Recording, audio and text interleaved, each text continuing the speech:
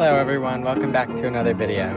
In today's video we will be reviewing the Civil Defense model CD V-700 by Anton Electric Labs Geiger counter. Enjoy! The United States Civil Defense commissioned many of these low-range Geiger counters during the 60s and 70s. This one was made by Anton Electric Laboratories. And there's the more common ones are like Victorine, that was a major one, but there was also Lionel. There were a lot. But this was one of the most common styles. They had the radiological survey meter, which was an ion chamber type, and then they had this kind, which is a low-range traditional Geiger counter. And it is an energy-compensated detector. It has nickel-plated brass housing and a beta shield. So if you open it, it lets in beta radiation. If you close it, just gamma. Now let me go over the features of this meter. So you can see the gauge is red in, if I can get it close enough, milliroentgen per hour, and counts per minute. It goes up to 100, 10, and 1. Those are the multipliers. So you can go up to 300,000 counts per minute, 10, and etc. So you would just multiply that by the different things. And it has a headphone adapter because unless you have headphones, you can't hear anything. You just would see it. Now we're going to turn it on and we're going to test it with some sources. So I have these headphones here, so you just screw them on to this little adapter, and I'm going to put them up to the speaker so you can hopefully hear the clicking. We'll see what happens. So to turn it on, the most sensitive scale, we'll put it on 0.1. And you can see that the meter is starting to go up a little bit. Sorry, I keep hitting one of my sources. So we'll take this off. I'll open up the beta shield just because I feel like it works better. And we're going to put it up to its operational check source. Now, I believe that the check source is depleted uranium paint. So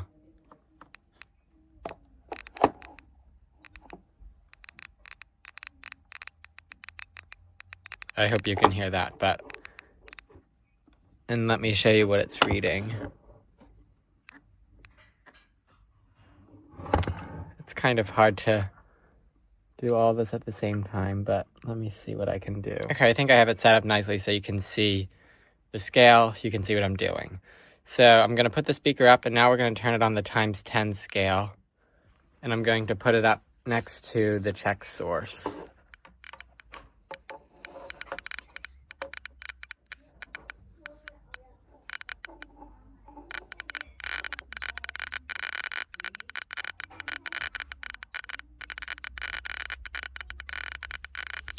So it looks like we're reading about 3 milliroentgens per hour, or about 2,000 counts per minute. Okay, now we're going to try it with some uranium glass. So I have my uranium glass biscuit jar, and now we're going to see if it responds to this. I don't expect it will, just because that it's not much of a gamma emitter, so we'll see what happens.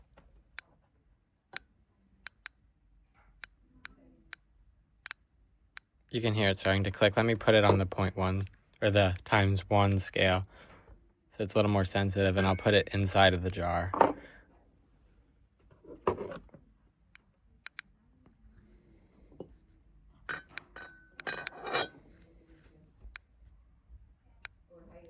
So you can see we're reading about 0.1 milliroentgen per hour, or 75 to 100 counts per minute, so not much. I didn't expect much from this one. Now I have this uranium plate. It's a little hard to figure out how to maneuver all around here, but I'm going to just put that right up to it, and then I hope you can hear. But right now it's reading about the same, 50 counts per minute, about, yeah, 150 to 100, 0.1 to 0.2 milliroentgen. Okay, and now we have one final test source. Okay, now I have this americium smoke detector. I'm going to put on the gamma shield, see if it'll be able to detect this.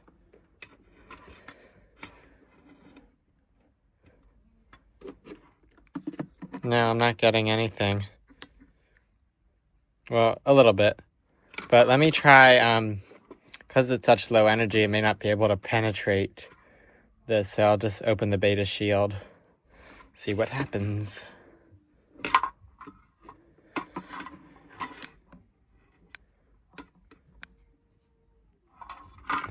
Hold on.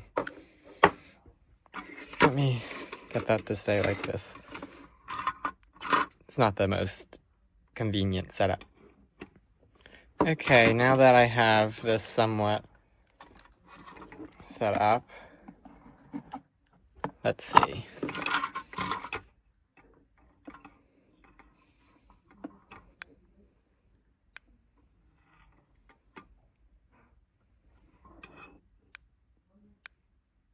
Yeah, not much of a difference. Now let's go to my final thoughts. Okay, I think that this is a very good, rugged meter. It's steel, painted steel. It is very heavy. It takes 5 D batteries. Some of them take 4. It's all dependent on the company who made them. But I definitely recommend this, especially if you're into older electronics. This kind of has that nostalgic feel that you see in movies and the traditional clicking sound. But the downsides are that you can get parts for them, but obviously it's not as easy to do by yourself. I mean, you have to get a certain thing to calibrate it. These are recently calibrated, but if you do want one of these, eBay sells them for relatively cheap. I'll be posting this one on eBay. I have 2 of the exact same one, and they're both recently calibrated, repaired, so nothing wrong with them. I'll be posting that on eBay. I can link in the description if you're interested in getting one of these for yourself. But thank you for watching this video, and this is Atomic Adventures.